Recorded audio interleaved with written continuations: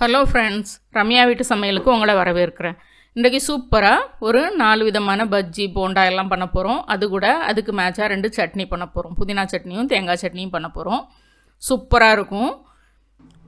First நம்ம chutney ready பண்ணி எடுத்து வச்சிடலாம். ஒரு கை நிறைய தேங்காய் துருவல் சேர்த்துருக்குறேன். ஒரு 3 பச்சை மிளகா சேர்த்துருக்குறேன். ஒரு 3 பூண்டு பல் சேர்த்துக்கோங்க.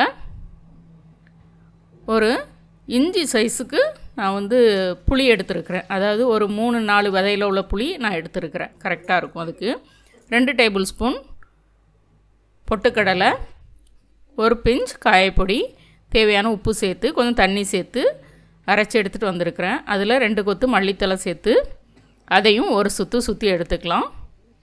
நீங்கள் 2 கருவேப்பிலை சேர்க்கனாலும் சேர்த்துக்கலாம்.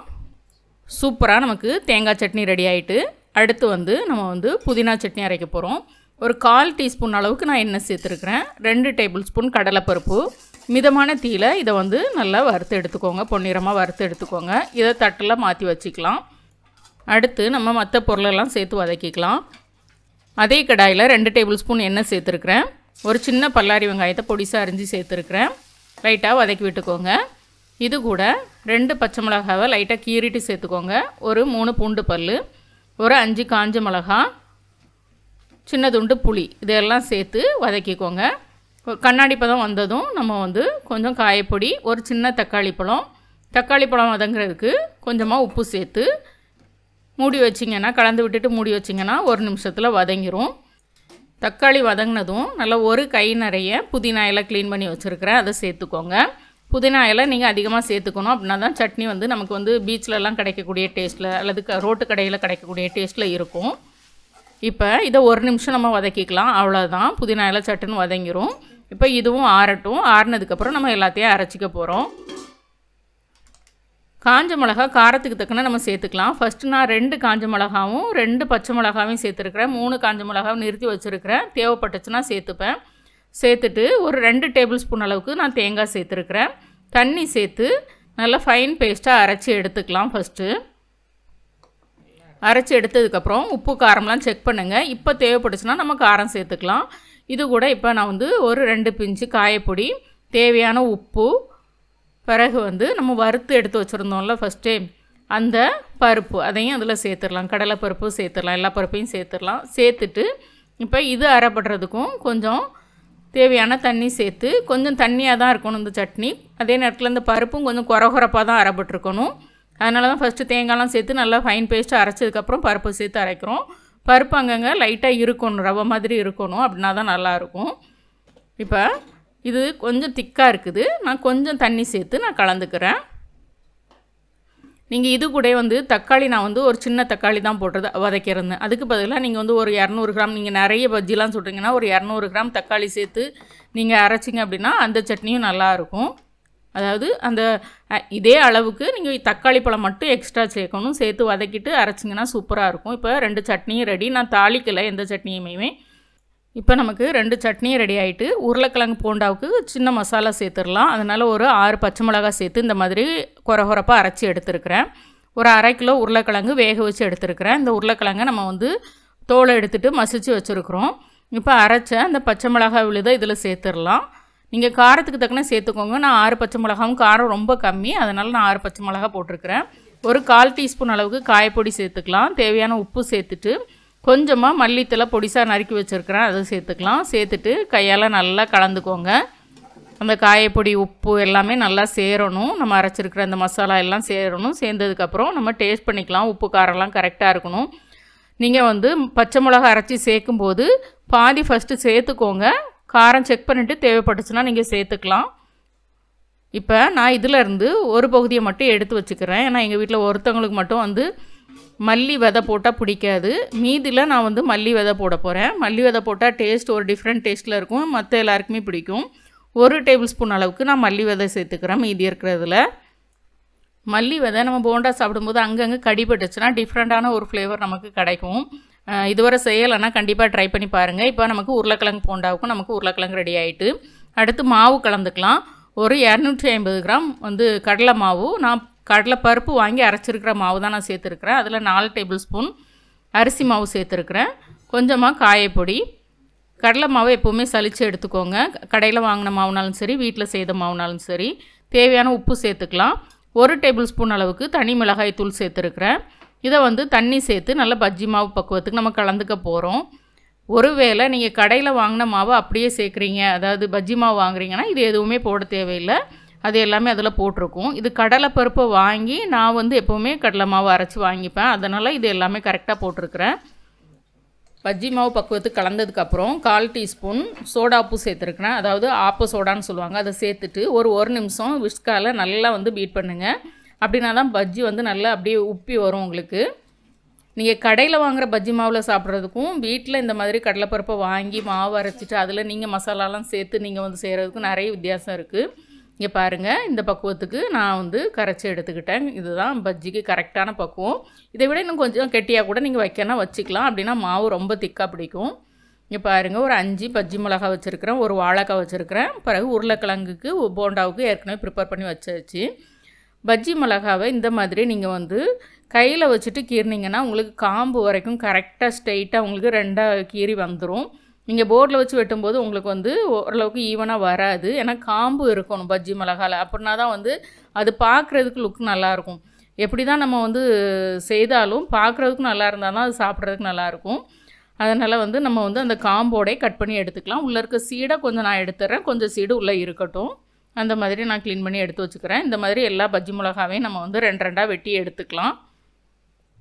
இதை எடுத்து வச்சதுக்கப்புறம் நமக்கு வந்து வாழைக்காய் பஜ்ஜிக்கு நம்ம வாழைக்காவை வெட்டிக்கலாம். நான் மாவு ரெடி பண்ணிட்டேன், அடுப்பில் எண்ணெய் வச்சுட்டேன். வச்சதுக்கப்புறம் தான் கடைசியாக நான் வாழைக்காவை சீவிக்கிறேன்.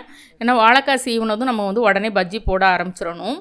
வாழைக்காய் பஜ்ஜிக்கு நீங்கள் சீவுறது வாங்கணும் அப்படின்னா வந்து வீட்டுக்கு வந்து இந்த மாதிரி இந்த ஸ்கொயராக இருக்கிறது சீவுறதுக்கு கரெக்டாக வரும். ஏன்னா ஸ்ட்ரெயிட்டாக வச்சுருக்கும்போது அதில் வந்து சீவும்போது கரெக்டாக வராது.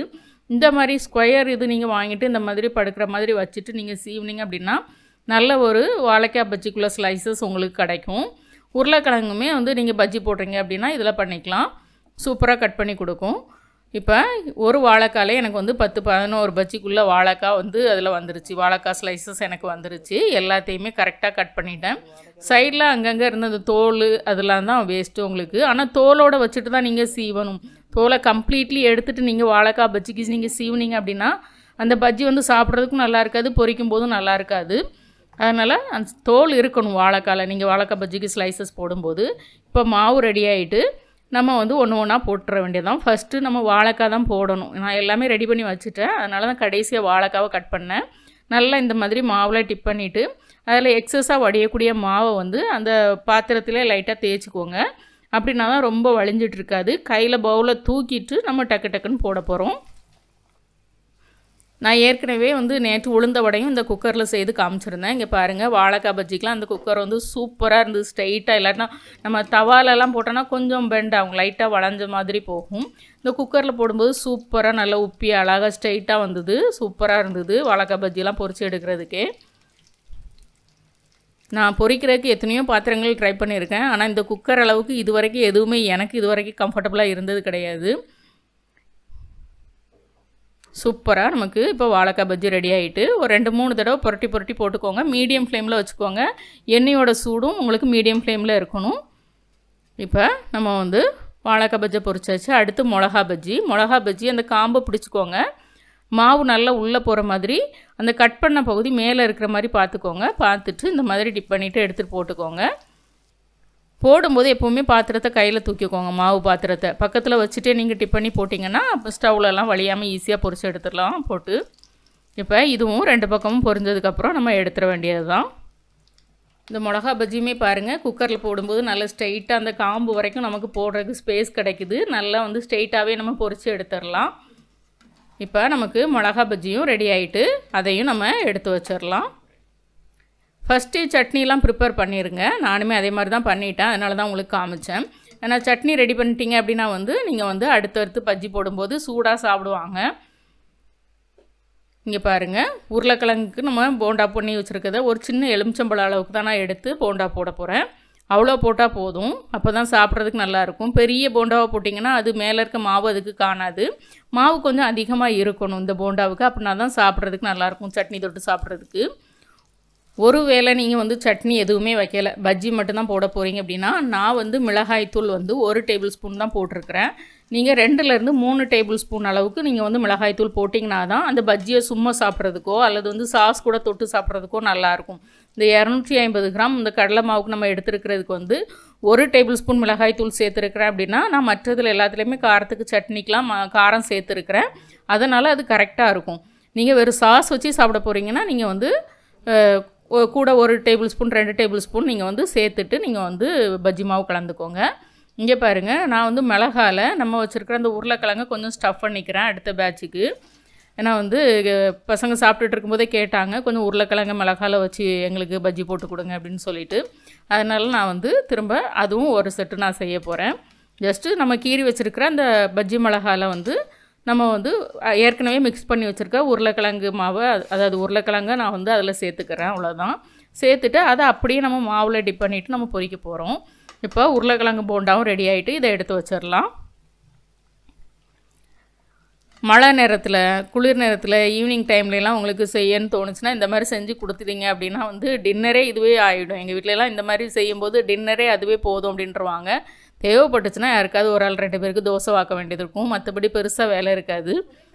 இப்போ நம்ம உருளைக்கிழங்கு ஸ்டஃப் பண்ணி வச்சுருந்த அந்த பஜ்ஜி மிளகாவையும் நம்ம வந்து இந்த மாதிரி நல்லா புரட்டி எடுத்துட்டு அதில் வழியிற மாவை கொஞ்சம் வழிய விட்டுட்டு அதுக்கப்புறம் நீங்கள் போடுங்க. அப்படின்னா தான் கரெக்டாக இருக்கும்.